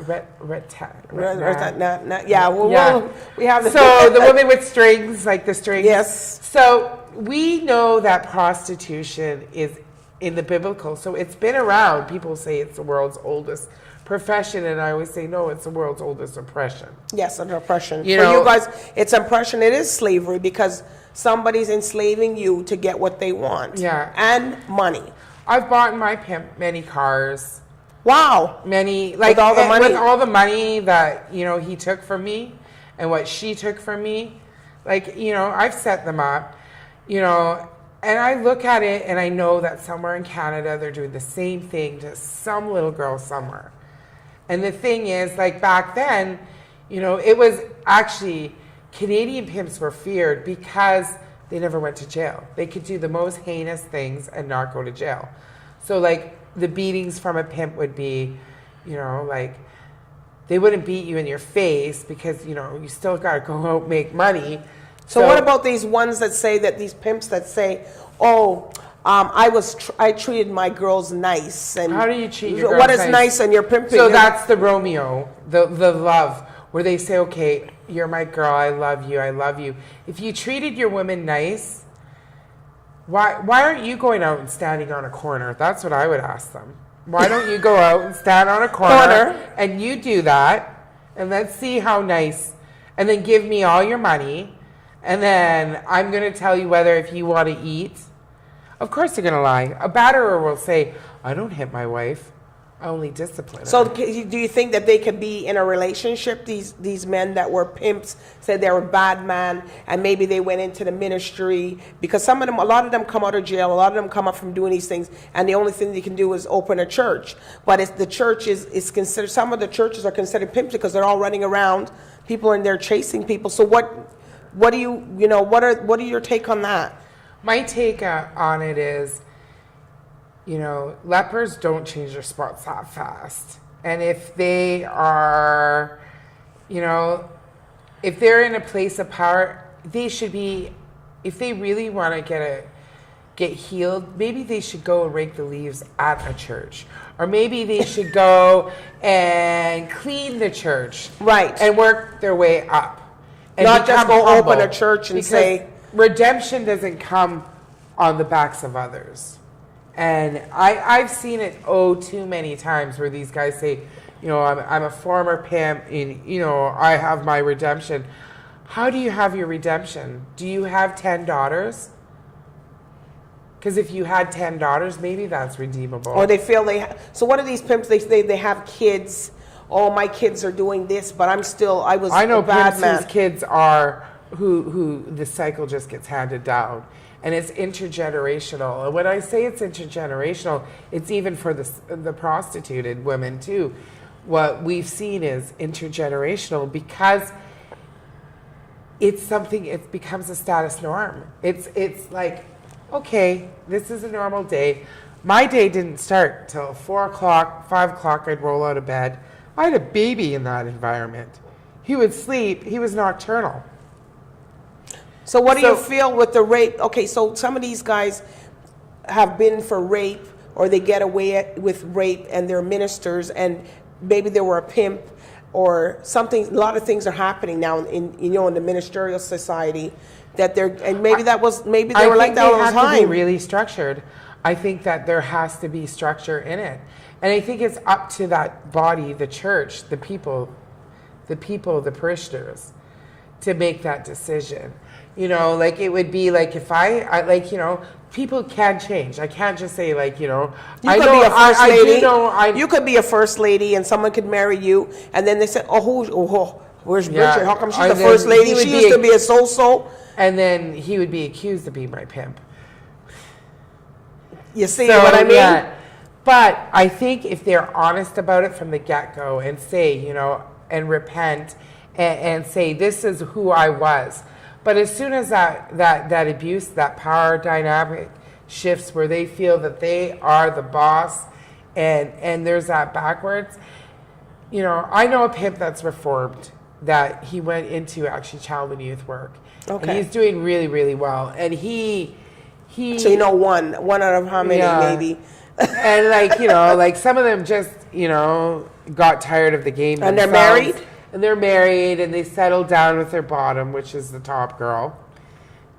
You know, and they went on to have a life. Top girl meaning? Okay, so a top girl. Okay, because you got to tell everybody. Okay. We want to know what's a top girl. So I'm going to give you the prostitution names, because we don't know. I don't know what a top girl is. So in the game, it's called the game. Okay. So you have your daddy, who's your pimp. Your daddy or your king. Okay. Okay. So that's the pimp. And then, so he'll say his bottom, which is the head girl. Oh. So the top girl is the bottom. Okay. But it's not really, she's not really the top, but she's not on the bottom. So the other women that live in the stable, so it would be the group, so the pimp would have a stable, so he would have other women, so he'd have his bottom, and the other girls would be his wives, the wifeys. Oh, okay. So, yeah. So does that song Wifey that came out? Yeah, that's what they're talking about. Well, some guys in the hip hop term has changed. Okay, in our terms in the industry. So why would they say bottom? The bottom B, but it's not. But the person's not. Why would they? Because you hold him. You hold him up. You're his bottom. So you get money from him. You're the one that give him money. You essentially are the eyes, ears of the girls.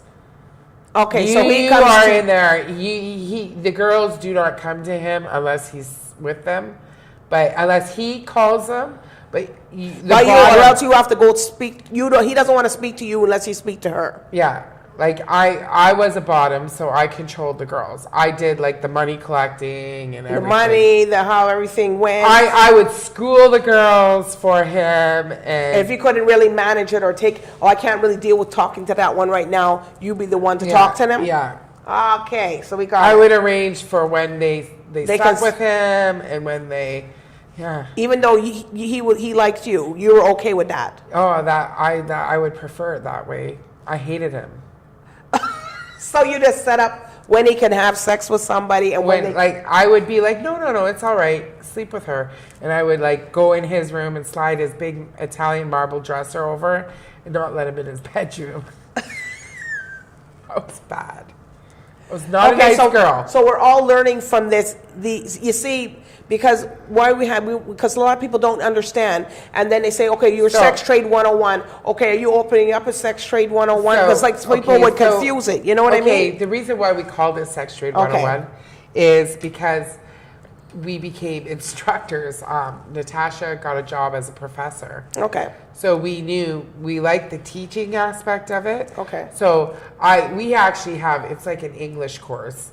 So it teaches all the slang. So yeah, we're like, I haven't learned some of these slangs. I don't even know these slangs. So the term for a pimp would be a gorilla pimp. Would be one that liked to beat his woman, that really was very violent, was the most violent. So you've had all those processes. And a popcorn pimp are these little wannabes. So we call them popcorns. So you could take their money. Oh yeah, and I did. She pimped them, even though because they were popcorn. I was bad. I was okay. And like, so we have our wifeys and stables. What stables, girls? So it would be the pimp family. So it would be like I. So if we're all in a house, in a mansion, so that would be his stable. That would be his stable. So he would stay in the master bedroom, and everyone would have their rooms. Oh, okay. And he would control everything. Yeah, and usually he had his own apartment somewhere else. Okay. And then the girls would stay in one place, or they'd be split up in places. And everybody would have to try to get along. Yeah, you did, because if you were going to fight with each other, you weren't there for the stable, for the family. And the bottom B kept everyone in line. So did you have the master suite, or you were in the suite, or you were in somewhere else? Usually you're with the pimp. Okay. His bottom's always with him. Like, okay, so when you go to the club, you'd stand in front of your man like that. Like, we were told to stand in front. That's why you stood like that? We had to stand in front of this big ass man. Okay. Big grown ass man. Stuff like, do all his collections for a month, or say if he was in jail, not give him his money. I was not. So if he went to jail, you would still have to take care of the stuff? Oh, I would take care of everything. Every woman that had a pimp that was down and really loved, and like, that's the thing is, he knew what to say I think that, like, he just knew. He had a good psychologically, he was able to read us. So he knew what made you up. Yeah. What your makeup was. But for me, he couldn't really grasp it because I was everywhere, and I was so stubborn that he would try to do stuff like starve us, and I'd be like, I'm not eating. Well, what about no heat in the house? Oh no, he would control us with like stuff like luxury. So he would like cut the cable, like take the cable cords away and stuff like that. That's so weak though. He was so stupid. And one time, okay, so like he would do stuff like we would have to beg to ask for like toiletries.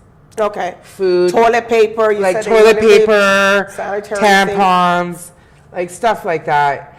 Would he take you to the store to get them? Or? He would buy condoms religiously. Oh, that's okay. It was a moneymaker.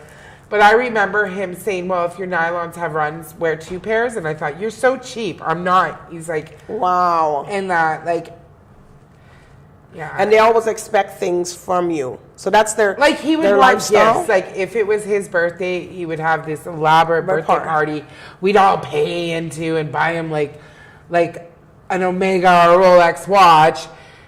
And this loser, it would be our birthday, and we wouldn't even get a happy birthday. You wouldn't even get a cake? A piece of cake. That's it. No. Yeah. No, but it's good to hear that because some people might have people be around, and that's kind of, and they try to intimidate you or something. He would go out, and he'd be like, okay, let's go shopping.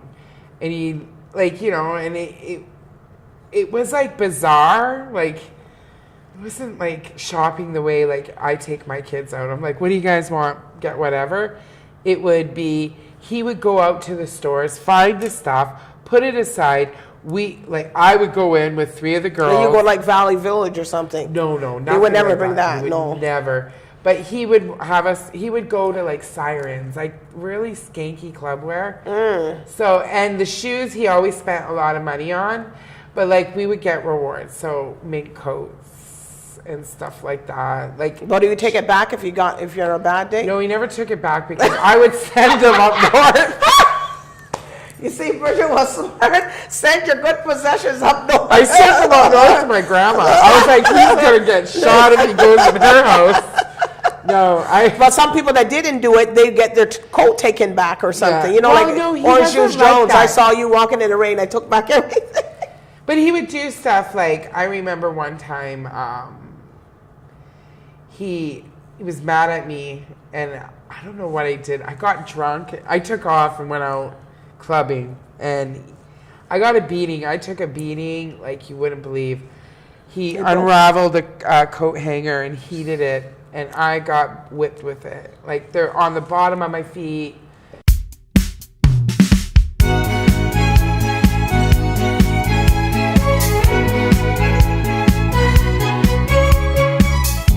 Real Life Matters is a power-packed, inspired show about real life matters that affect real life people.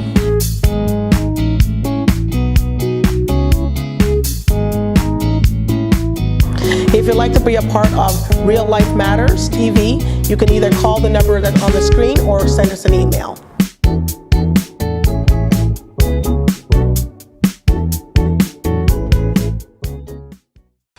Welcome back to Real Life Matters TV, and this is Sweet DBoss, and we're in the conclusion part with Bridget Perrier, and she was of Sex Trade 101. So she's going to tell us how you can get to her, and she can help you, and what she does now in the city of Toronto, Ontario. So go ahead. So I work here in Toronto, in Ontario, in Canada, but I'm also all over Canada and around the world.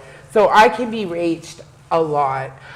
So the work that I do is I do exiting resources. Okay. So, and I also do public education and a lot of policy and consulting surrounding prostituted women and girls. Okay.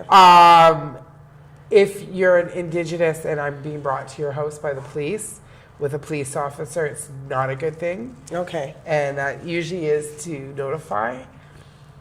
Because you're working with them now. Well, and Sort of. Well, sort of. But a lot of the families, when it comes to a murdered, prostituted Indigenous woman, the police won't even look in at it. We have had issues with police not wanting to do proper investigations. So when it helps to have someone like me, because a lot of the So you advocate for them. Oh, I totally advocate.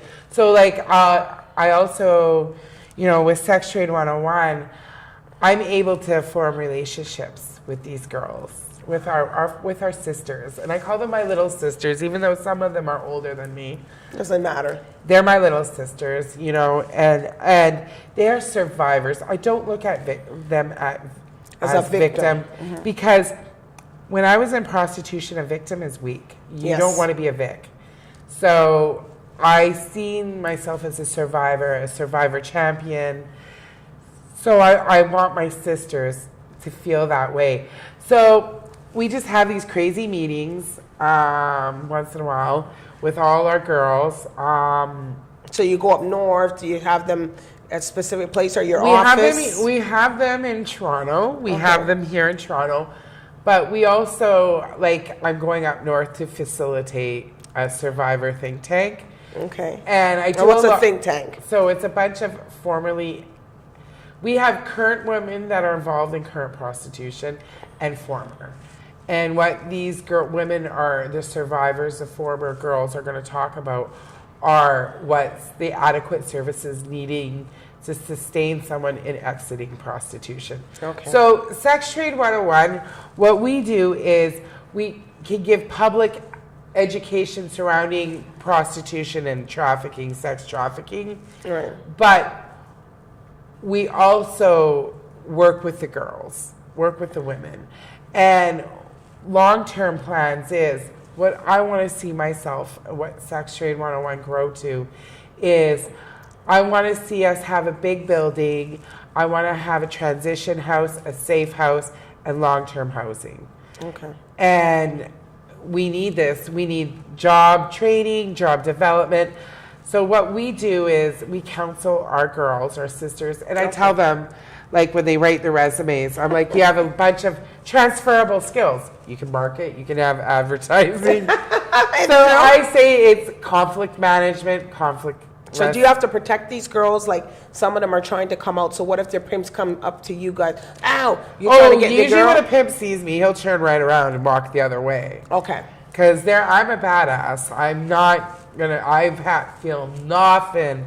My mouth is strong. They don't want to hear psycho. And you know, I'm a mama bear. Like I'm not gonna. We protect them. So if they're going to court, I'll go to court with the girl. If they're in family court, I'll go to family court. I'll do whatever it takes.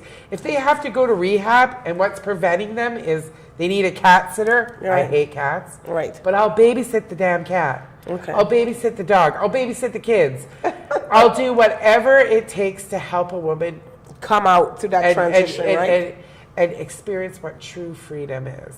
And true freedom is being able to stay in your house 24 hours and not having to rely to having to facilitate buying. And So treating them to come back into the side to make a regular living. Yeah, to make a regular living, to be just, you know, and to get their help for the trauma. Like, you know, I tell them it's, you know, it's a lot of work. And sometimes we have to eat humble pie, and some of the women have eaten humble pie. You know, when you go from making like $2,500 to $4,000 a night, you know, if you're high end, you know, you can't be buying Burberry bags and Chanel purses. Right. Unless they're knockoffs. What do you feel about these women that, you know, they think it's okay? Like some of them have an education, some of them have law degrees, some of them have their degrees, but they figured they couldn't get a job in it. Okay, I think those women are full of shit. I think they have a bit of sex addiction. Okay.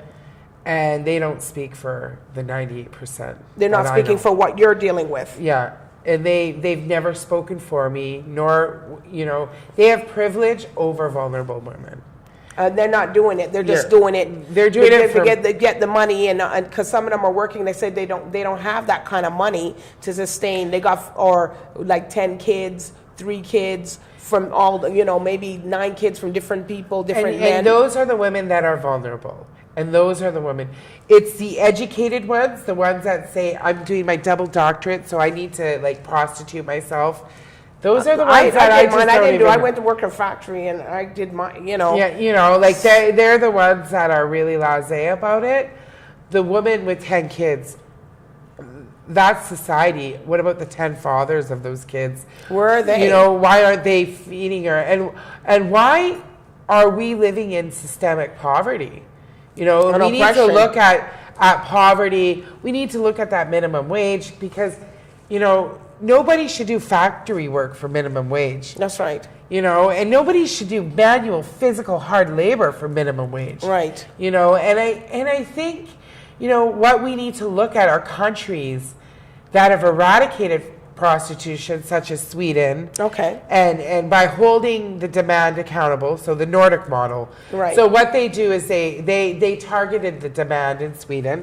So Sweden had a female prime minister, and she was a radical feminist. Okay. So in Sweden, they're very, you wouldn't know if you had a poor person beside you, because everyone's very, if the rich are really taxed. So what they did with the prostitution unit was they charged the jobs, and they charged them as sex offenders. So if you were a doctor, say you're a doctor, you're going to pay a $10,000 fine, because the brick laborer is only going to pay like $1,000 fine. Okay. So it was tiered to how their income was, but it was a serious crime, and they didn't want to, you know, they had to pay that. So how they investigated it was as they leave the prostitute's house, they arrest them and they take the cell phone and they tell them, like, I guess they don't need a search warrant or anything. And it's right there, the conversation. They screenshot it, they send it. Right. They don't even go to court to fight it. But because of that, that $10,000 is going into the team of social workers and the exiting program that they give these women. And most of the women are from Eastern Europe, are brought in from Romania, that don't even want to be in prostitution. And they have appropriate exiting services. So when a woman's exited, it's not, oh, you're exited, you have to charge your trafficker. You could say, you could be working and not have to charge your trafficker. Right. You could say to these social workers is, I need out. And they have the resources. They'll pay your rent. They'll pay for your school. They'll pay for your health care. So how do you guys make money from, the government sponsors your program? We make money by our training program. Okay. So both Natasha and I facilitate training, and that's how we do it. I will not take government funding, because if I'm taking money for doing the work that I'm doing, I've been accused of being an exploiter. Okay. Even though, you know, like I go, oh my God, like how are we going to do this? And we do it because we're doing what's right. Okay. And when people say, well, I'm being a moralist, well, maybe I am. Maybe moral people need to go back to their moral compass. Okay. Because this thing about consenting adults, even when I was adult and I was exploited, not once did any of the men who bought sex for me ever ask me for where did my bruises come from, how was I emotionally. They didn't care about nothing. They didn't care about nothing. All they just cared about was their sex, penis, and that's it. Yeah. That's it. So, and that, you know, and that's what Sex Trade 101 does. We need to retrain people in society to rethink differently around prostitution. So do you have volunteers come in, or do you have people that you work with, or it's just you and Natasha right now? Me and Natasha, and then we have our youth. We have Angel. She's our youth worker, or she does our youth leader. All right. And you know, we have other outside. You have ministers come in? Yes. So we have probably a lot, because I've known a lot of maybe a lot of ministers want to come to minister to some of these girls and counsel them. So we have a program it's our mentorship program. So what we've done is we pair up the woman with a spiritual mentor. Okay. I'm not going to send you a few. Yeah. We have a spiritual mentor. Right. We have a community mentor, so usually a police officer, a female police officer, a social worker. And we have a peer mentor, which is someone that's been exploited. And we believe that to overcome it, you have to spiritually figure out where you are. You gotta relearn who you are and where you've come from. You've disconnected from everything. Yeah. And it's so, when we see a lot of girls that will jump out of prostitution and go gung-ho into Christianity, and I always go, oh. There's a few of those. I know. And to me, I find it's almost like an addiction, but it keeps them safe, and that's what they like. I also have seen girls start off like that, but then they're able to level it out. They keep calling the pastor all the time, and and we have to watch with pastors. We have to be really careful. Yeah. I find that men that want to help prostituted women usually have a little bit of a background as a buyer or an exploiter. Okay. So I wouldn't. You wouldn't pair them up unless it's a mill that says, "Hey, I want to build this for you. You know, this is what I can do." Like there are an arm's length with them. Yeah, but they don't want to have direct services with the girls, because then that means they've been in something like that before. So, but we reach out to the Christian community all the time. 700 Club.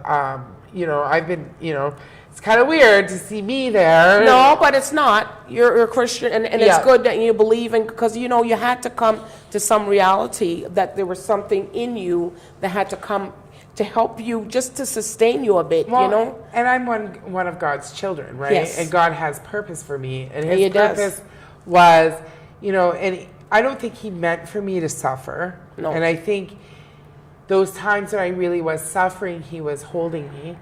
And I really do believe that. And I just think that his mission for me is that I'm able to talk about it and not have it bother me as much. You're remarkable. Bridget, and it's something within you God has shown you. And every time you speak, and I don't want you to tailor, because you're just a remarkable person who you are. And a lot of people wouldn't have the courage to do what you and Natasha's doing, and you guys are going up against the grain. And when you're walking against the grain is where you're going to have your biggest victory. Yeah. And you see it. And your kids are going to learn so much. And women watching this program is going to see you. And they're not going to know you as the old Bridget. They're going to see you, Bridget. Yeah. And who is Bridget? Bridget's this person, she's helping people. Now, a lot of people will turn their back on that life. But you are going back and picking out. You're picking out the fruits because you've seen there's a good fruit in that person. Yeah. Not everybody's going to turn around. It's going to take time. But you, as a person, it's taking time. And every time you tell your story, I don't want you to ever think that I'm wasting my time. Because you told it 4 different times, I've heard it. Yeah. And 4 different ways. But that's the way that God's working through you. Yeah. So you can tell it that way. And maybe that's the way he wanted you to tell it today, here. And do you feel yourself? Yeah. No, I know And I do this see, all and the the time. heart of gold you have. And maybe your parents didn't, but you have it. You have what it takes to run a business. You have, and you will be an overcomer.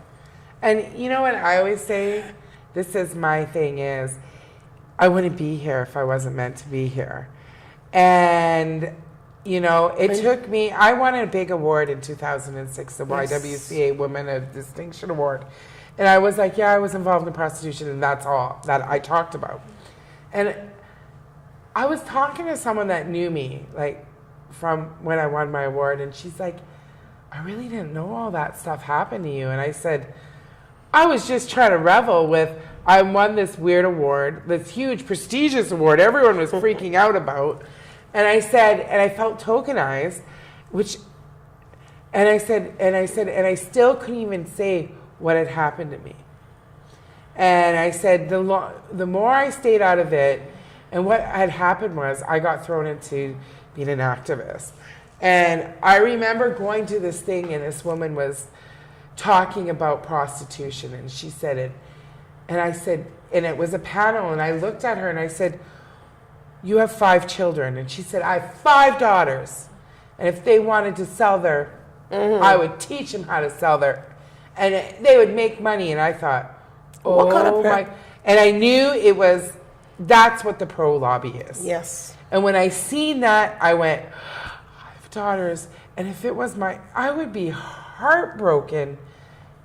And, it has happened in my family. They teach them how to do that. But something, I always tell people that, a lot of people say, oh, I'm not a prostitute. But they go with men, they get their man to come over, that's going to has a lot of money, and then the man leaves money on the table for them to pay their rent or whatever.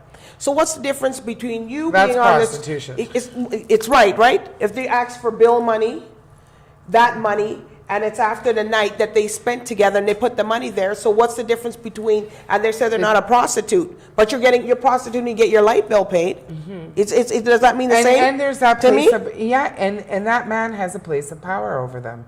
That power is the fact that she can't pay her utility bill. Or her rent. Or her rent. Or her light bill. Or her groceries. Bill. Or her or cell phone bill. We'll go through the whole thing. Yeah. or whatever. Or whether it's for that Gucci purse. Yes. It's or hair's done or nails done. Yeah, it's still something. It's different. If my boyfriend wants to say, "Hey, babe, let's go get a pedicure." He likes the feet done a certain way. Right.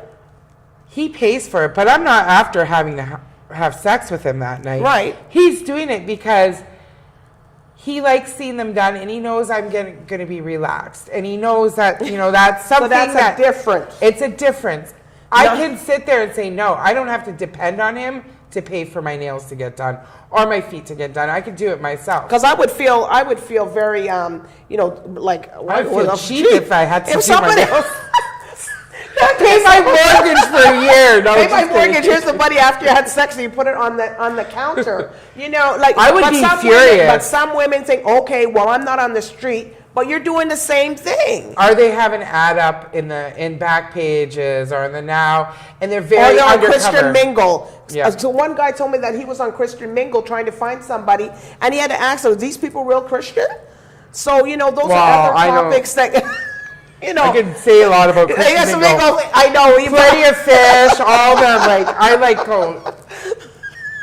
Because that's where we're looking for exploited women are on these websites. They don't know, like, you know, are like, you know, when women say, well, you know, it's my dependency of stuff, you know, but she's commodified herself. So she's become the commodity. The same things that she wants, she's become. And what I say to women out there is, you know, prostitutes are born. Little girls don't inspire to service multitudes That's of right. men. Prostitution chooses people based on what they've been through, what their race is, what their status in the community is, Right. so class. You know, and it picks the most unprivileged. And you're not looking at women that, you know, if you really want equality, women should fight for equal pay. That's right. Women should fight for, you know, more women in the trades. More, you know, I believe in equality. I believe that both me and my partner, we have a household, and we attribute what is needed for our household as a power couple. And I think it would change if he started, like, you know, telling me not to pay and that he would pay all the bills, because then I'd feel like, what am I to him? Like, you know, I'm not his baby, I'm not his baby mother. You know, I'm supposed to be his wife. Like, Right. it's equal. So, you know, like, that's something, you know, kind of what Jillian said, you know, with, you know, you shouldn't have separate accounts. Because of a problem. Because of a problem, but, you know, we should both have full knowledge of what's going on in those that accounts. accounts. So, you know, we don't have joint accounts, but, you know, but we run a household together, and we parent together, and we love my children. You know, they're not his biological children, and, you know, That's okay. being that he doesn't have children, they're his children. He didn't come with just, it wasn't just me. You know, I'm a package deal. And, you know, as crazy as my house is, you know, this is how it is. And you know what? I wasn't gay. I thought I was. I really fought it. I was like, Because of I really trauma hated to your men, body. yeah. And I was like, but I'm not an attracted woman. I thought, oh my God, I'm crazy. What's wrong with me? No. But I am capable of being loved. Yes. And that was, you know, to have someone just, you know, it's not about, for me, it's not about the sex in my relationship. It's about those weird things, like the intimacy. Like, you know, sometimes me and him play hangman just to. Well, you know, those topics and stuff like that, we're gonna have to bring you back on the show, because you're gonna have, because you have a brain full of stuff, which a lot of people out there want to hear about from Bridget Perrier, and you know, you're gonna come back. I hope you're gonna come back. Of course, I'm gonna come back. You're gonna come back, and we're gonna see Natasha. She's gonna come back on her own story, and other women. You know, we want to hear And we from all them. have the, like, you know, and another thing about prostitution and exploit us women and girls that have been through it, we all share a commonality. And that commonality is childhood trauma. Yes. Being that it's sexual abuse or divorce. Yes. But a lot of it is sexual abuse. Right. Neglect. Like that kind Single of stuff. parents. Single parent. A mom that's, a mom that's into the same thing, or, you know, but sexual abuse is the number, like 92%. Okay. 92%. This woman does her research, and you can. Because what you meant is 92% and 88%, you know that. But you know, we're going to bring you back again. And everybody, I know everybody out there that's listening to the story, you've touched somebody. Yes. And you know, and you're touching, you know, and you're going to go around, I just see you going places and doing things. And I know you're going to be going traveling and giving your story. And I don't want you to ever get tired, Bridget, of giving this story. You may say, oh my gosh, I'm telling this story again. No. Because you haven't told that story to those other 100 women out there, or people that maybe the kids are thinking, well, maybe I should go do that. Ha! You could stop them. No, that's not the way to go. Because it's those ones out there that maybe thinking that, oh, you know what, maybe I should do that. No, you can wheel them in early. Listen, that's not the way to go. Go do your school. And the thing is, what we need to get out there is men who buy sex are the problem.